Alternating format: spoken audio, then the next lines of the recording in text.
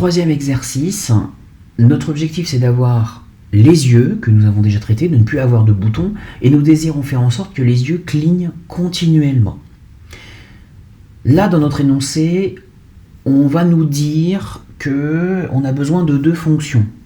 On a besoin de la fonction, du moins on peut aller regarder les fonctions set intervalle et set time out. Alors, tout de suite je peux me renseigner. Je vais taper set intervalle, je peux préciser en JS derrière, set intervalle, et je vais avoir de la documentation. Alors de site, je peux aller sur set intervalle ici, développeur Mozilla ou le W3 School. Celui-ci, il m'explique plus ou moins à quoi ça sert. Alors en anglais, globalement, on nous dit, ok, cette fonction, cette méthode, cet outil, permet de retourner, d'exécuter à intervalles réguliers une action, un code précis. Et c'est marqué ici. Je vais ici faire cet intervalle, mettre le code que je veux exécuter, code ou fonction. Vous voyez, ils mettent bien func, donc ça peut être une fonction. Le code que je veux exécuter, virgule, le délai. Donc tous les temps, vu que c'est un intervalle, ça va exécuter l'action ou la liste d'actions que je veux réaliser. Si j'avance un tout petit peu, j'aurai quelques petits exemples potentiellement, mais des fois ils peuvent être un petit peu compliqués. Je peux prendre l'autre également. Là déjà j'ai un petit exemple, plus simple peut-être, et qui est corrélé avec ce que l'on a vu juste avant.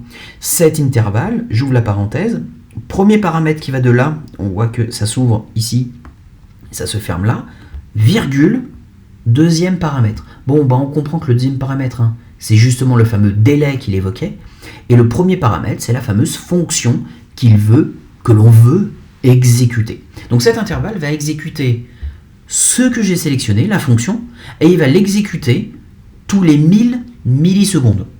Toutes les secondes, quoi. Ok, donc ça c'est set intervalle.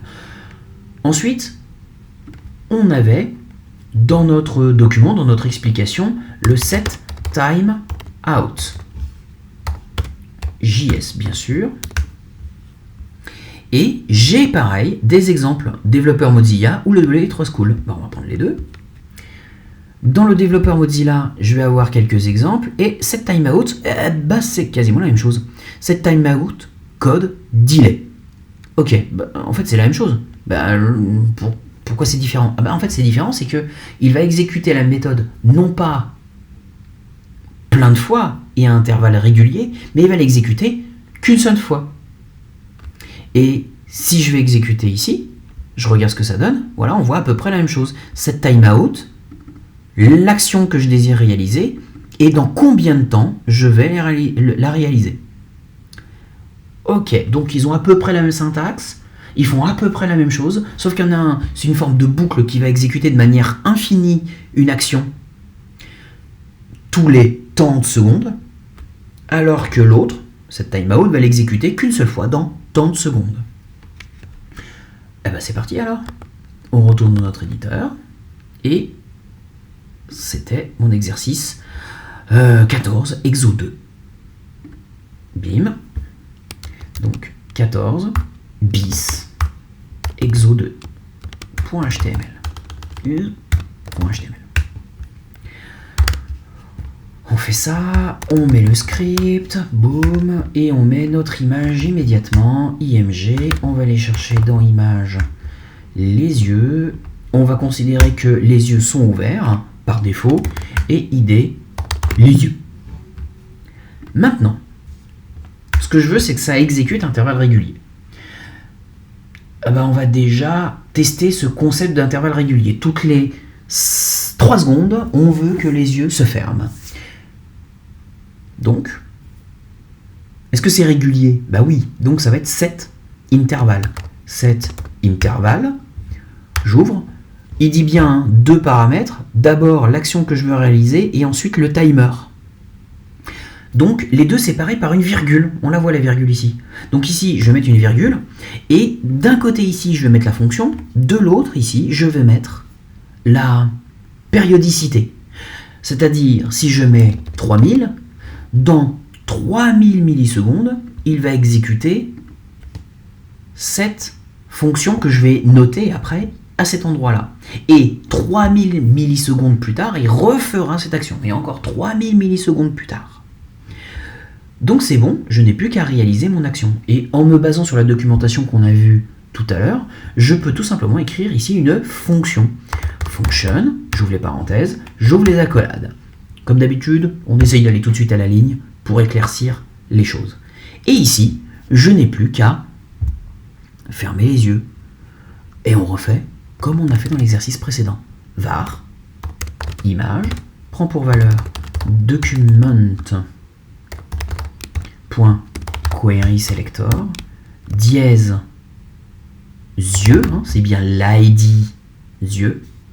J'ai mis dans une variable image, image.src, c'est toujours la même chose, est égal à img slash ice underscore closed.png. On regarde ce que ça donne. Je vais... Elle est là. C'était le 14 bis. On regarde ce que ça donne immédiatement. Ça s'ouvre. Et au bout de 3 secondes, voilà, c'est fermé. Donc ça a bien attendu 3 secondes pour exécuter. Le problème, c'est que les yeux sont fermés. Et 3 secondes plus tard, il réexécute l'action. Il va refermer les yeux à chaque fois. Mais ils sont déjà fermés. Donc il faudrait les réouvrir entre-temps. Et vous ouvrez quand les yeux ? Quand vous les avez fermés. Et vous les ouvrez combien de fois ? Si vous les avez fermés une fois, vous les réouvrez qu'une seule fois. Donc là, c'est là où ça peut être intéressant. On a besoin de réouvrir, ça veut dire de rechanger l'image, mais de le faire, par exemple, 100 millisecondes plus tard.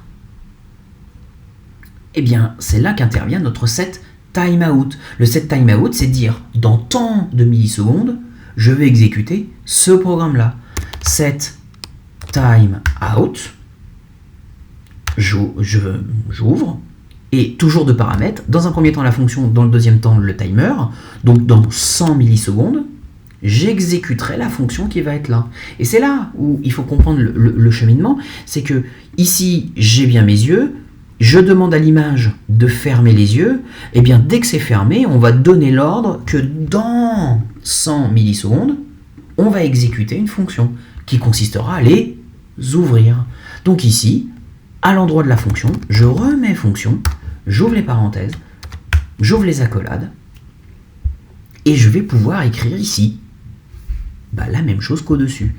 Alors, copier-coller, j'ouvre, je mets ça, je récupère bien les yeux, je mets ça dans image, image.src, cette image des yeux, open.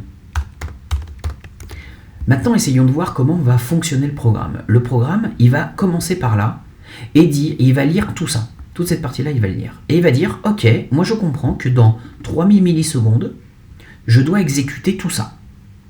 Donc, il attend.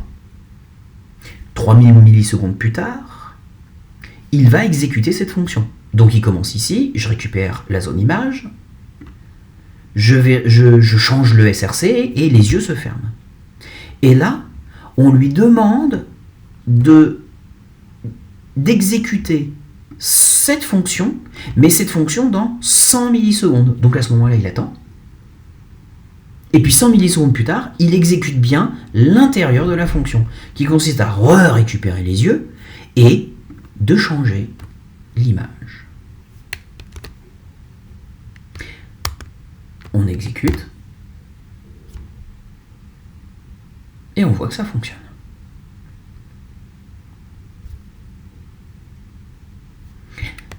Ça, c'est la méthode numéro 1, mais elle est un peu particulière parce que elle consiste tout bêtement, elle consiste à imbriquer des fonctions les unes dans les autres, ce qui n'est pas forcément d'une évidence absolue. Et là, quand vous voyez ça, effectivement, c'est pas si simple que ça.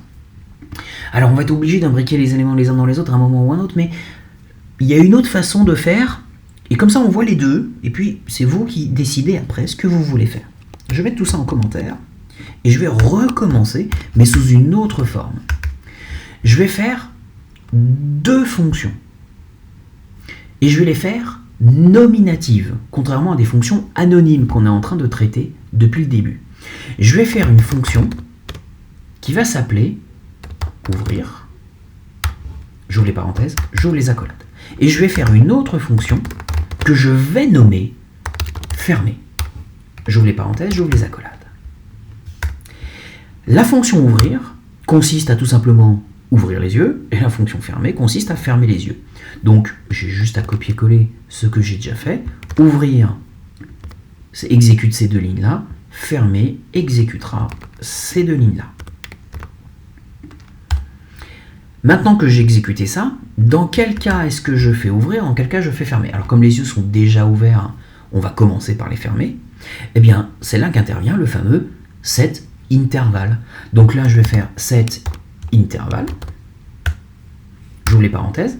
Deux paramètres. Le premier, c'est la fonction. Le deuxième, c'est l'intervalle. L'intervalle reste toujours de 3000. J'aime bien commencer par l'intervalle, comme ça je suis tranquille, vu que généralement la fonction, on a beaucoup de choses à écrire. Au moins, on s'est débarrassé de ce truc et on risque pas de l'oublier. Et puis ici, dans cet intervalle, je ne vais pas réécrire une fonction entière, mais je vais appeler la fonction qui m'intéresse. Et je vais appeler la fonction fermée. On teste. Je retourne sur mon site, j'actualise, j'attends 3 secondes, ça ferme. Bien sûr, ça ne réouvre pas, parce que je n'ai pas demandé ça. Maintenant, dans quel cas est-ce que on fait l'ouverture? Dans le cas où on a fermé, et c'est là où ça ne change pas grand-chose. Mais essayons de comprendre un petit peu ce qui s'est passé. Ça, ce sont des fonctions qui ne sont pas exécutées. En tout cas, elles sont mises dans la mémoire du navigateur. Et ça, par contre, c'est dans le programme principal. Et on l'a dit dans la vidéo sur d'initiation. Cette ligne-là, elle est dans le programme principal, donc elle s'exécute instantanément. Elle s'exécute dès le début. Donc, ici, ça s'est exécuté et dit, moi, dans 3000 millisecondes, j'exécute la fonction fermée. Donc, il laisse ça de côté. Et puis, 3000 millisecondes plus tard, il exécute la fonction fermée. Donc il rentre dans la fonction qui consiste à prendre les yeux et changer le SRC. Dès qu'il arrive ici, il repart dans le programme principal ou attend tranquillement d'être réexécuté. Le truc, c'est que quand j'ai fermé, il faut que je pense à les réouvrir. Donc dans fermer, je vais appeler avec le set timeout qu'on a vu tout à l'heure, set timeout, je vais appeler ouvrir. Deux paramètres, la fonction ouvrir ici, et le deuxième paramètre, dans combien de temps je le fais. Qu'est-ce qui va donc se passer? Le programme principal s'exécute, si je réactualise la page, exécuter la fonction fermée dans 3000 millisecondes, 3000 millisecondes plus tard, il exécute les lignes, il prend les yeux, change le SRC, et dit, attention, exécuter la fonction ouvrir dans 100 millisecondes. 100 millisecondes plus tard, il exécute la fonction ouvrir, et exécute ces deux lignes à l'intérieur qui consistent à changer les yeux. Je réactualise, je laisse exécuter, et voilà, il cligne des yeux. Deux façons de réaliser le même exercice. Et il en existe également d'autres. Il n'y a pas qu'une seule façon de résoudre un problème en JS.